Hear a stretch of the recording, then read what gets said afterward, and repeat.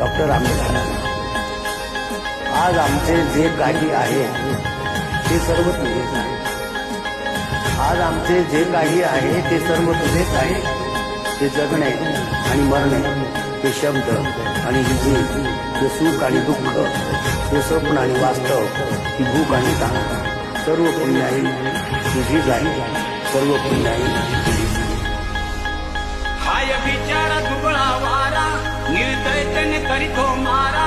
हाय बिचारा दुबळा वारा, निर्दयतेने करीतो मारा.